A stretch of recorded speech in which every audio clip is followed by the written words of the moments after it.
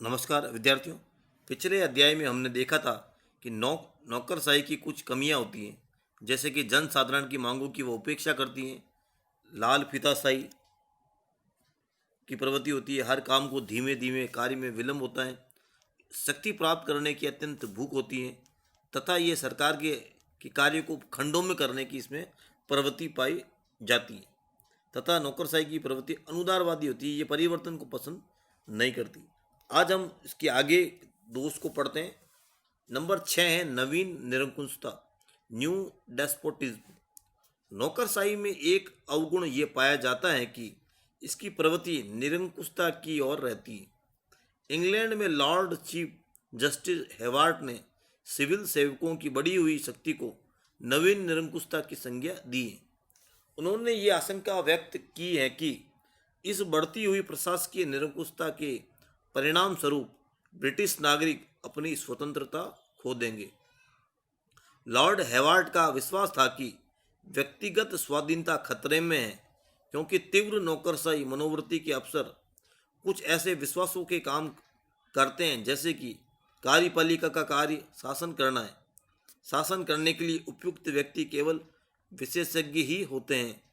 सरकारी कार्य के विशेषज्ञ स्थायी पदाधिकारी होते हैं।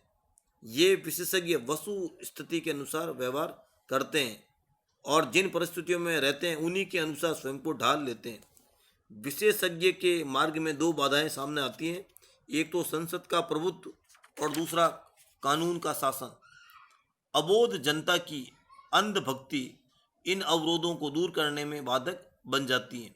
विशेषज्ञों को संसद के प्रभुत्व को प्रभावहीन बनाने के लिए कानून के शासन को अपनाना चाहिए। इस उद्देश्य की पूर्ति के लिए नौकरशाही को संसदीय रूप ग्रहण कर पहले अपने हाथ में मनमानी शक्तियां ले लेनी चाहिए और उसके बाद कानूनी अदालतों का विरोध करना चाहिए। नौकरशाही का ये कार्य उस समय अत्यंत सरल सिद्ध होगा जबकि वह एक मोटी रूपरेखा के रूप में पारित विधान प्राप्त कर सके। अपने नियमों, आदेशों, विनियमों से उस विधान की रिक्तता की पूर्ति कर सके। संसद के लिए अपने नियमों, आदेशों एवं विनियमों पर रोक लगाना कठिन या असंभव बना दे। उनके लिए कानूनी शक्ति प्राप्त कर सके, अपने स्वयं के निर्णय को अंतिम बना सके, ऐसा प्रबंध कर सके कि उसके निर्णय के तथ्य की वैधता की प्रमाण बन सके, कानूनी प्रावधानों में परिवर्तन करने की शक्ति प्राप्त कर सके और कानूनी न्यायालय में किसी प्रकार की अपील को रोक सके या उपेक्षा कर सके। यदि विशेषज्ञ लॉर्ड चांसलर से मुक्ति पा सकें, न्यायाधीशों के पद को नागरिक सेवा की एक शाखा के रूप में सीमित कर सकें, मुकदमों में पहले से ही अपनी राय प्रकट करने के लिए न्यायाधीशों को बाध्य कर सकें, तो सारी बाधाएं दूर की जा सकती हैं। इस प्रकार लॉर्ड हेवार्ड ने नौकरशाही को नवीन निरंकुशता की संज्ञा दी है। सातवीं कमी आती है श्रेष्ठता की भावना। नौकरशाही का एक अन्य दोष यह है कि इस व्यवस्था में अधिकारियों में श्रेष्ठता की भावना आ जाती है, क्योंकि इनके हाथ में सत्ता रहती है तथा इन्हें कुछ विशेष अधिकार प्राप्त रहते हैं, इसलिए वे अपने आप को जनता से श्रेष्ठ और पृथक समझने लगते हैं। ये सदैव गर्व से फूले रहते हैं और जनता के प्रति हीन भावना रखते हैं। फलतः शासकों एवं शासितों के बीच गहरी खाई पैदा हो जाती है, उनके बीच उपयुक्त संबंध स्थापित नहीं हो पाते। अंतिम दोष या कमी है आकार में वृद्धि और कुशलता में कमी। नौकरशाही की यह प्रवृत्ति होती है कि वह अपने आकार को, अपने सदस्यों की संख्या को निरंतर बढ़ाती हुई चलती है। 50 वर्ष पहले नौकरशाही का जो आकार था, आज उसका आकार दुगना हो गया है। अपना प्रभाव और अपनी शक्ति बढ़ाने के लिए कार्य अधिक न होने पर भी नौकरशाही अपने आकार में वृद्धि करती जाती है। संख्या में वृद्धि होने पर कुशलता का स्तर नीचे गिरता चला जाता है।